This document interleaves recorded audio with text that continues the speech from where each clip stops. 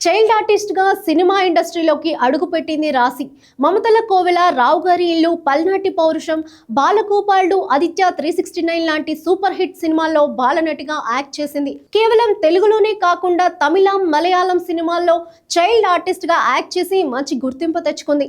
టాలీవుడ్ లో ఎన్నో super hit సినిమాల్లో హీరోయిన్ గా రాణించిన వారిలో రాశి ఒకరు. హీరోయిన్ గా ఎన్నో సూపర్ హిట్ సినిమాల్లో నటించిన ప్రేక్షకులను విశేషంగా మెప్పించారు రాశి. ఒకప్పుడు హీరోయిన్ గా రాణించిన రాశి ఇప్పుడు అమ్మ, అత్త, వదిన పాత్రల్లో నటిస్తూ అలరించారు. అలాగే పలు సీరియల్స్ లోనూ నటిస్తున్నారు. కాగా తాజాగా ఓ ఇంటర్వ్యూలో రాశి ఆసక్తికర విషయాలను పంచుకున్నారు. అలాగే తమిళ, తెలుగు చిత్రసీమలోని తన విభిన్న అనుభవాలను, అలాగే తన పేరు మార్పు వెనుక ఉన్న ఆసక్తికరమైన కారణాలను పంచుకున్నారు. 11 నుంచి 14 ఏళ్ల మధ్య అమ్మాయిలకు ఏ పాత్రలు చేయాలనే గందరగోళం ఉంటుందని, సిస్టర్ పాత్రలు సెకండ్ హీరోయిన్ లేదా ఫ్రెండ్ పాత్రలోనూ ఎంటర్ అయితే అవే కొనసాగుతాయని రాశి అన్నారు. అందుకే ఆ సమయంలో తన తల్లి ఆమెను నేరుగా హీరోయిన్ ఆఫర్ వచ్చే వరకు వేచి చూడమని సలహా ఇచ్చారని పేర్కొన్నారు.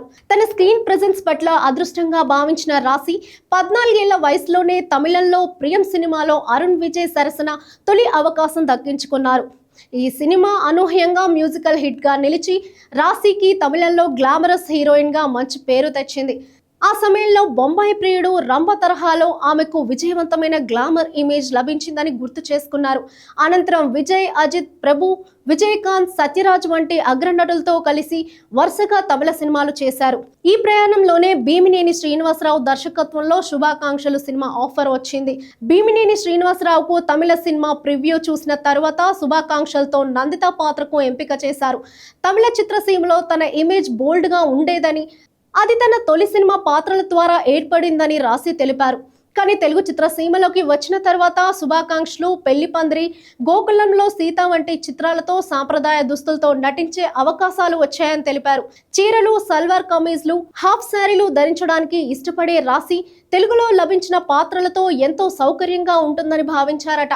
తెలుగు ప్రేక్షకులు ఆమెని ఒక చెల్లిగా, ఇంట్లో అమ్మాయిగా, అక్కగా, స్నేహితురాలుగా సొంతం చేసుకున్నారని, బయట కలిసినప్పుడు పెద్దలు తన బుగ్గలు పట్టి తల్లి బాగున్నారా అంటూ ఆప్యాయంగా పలకరించడం తనకు ఎంతో ఆనందాన్ని, సంతృప్తిని ఇస్తుందని రాశి పంచుకున్నారు. ఇది తన వ్యక్తిత్వానికి, తాను ధరించే దుస్తులకు దగ్గరైన ఇమేజ్ కావడంతో తెలుగులోనే ఎక్కువ దృష్టి సారించాలని నిర్ణయించుకున్నట్లు రాశి చెప్పుకొచ్చారు.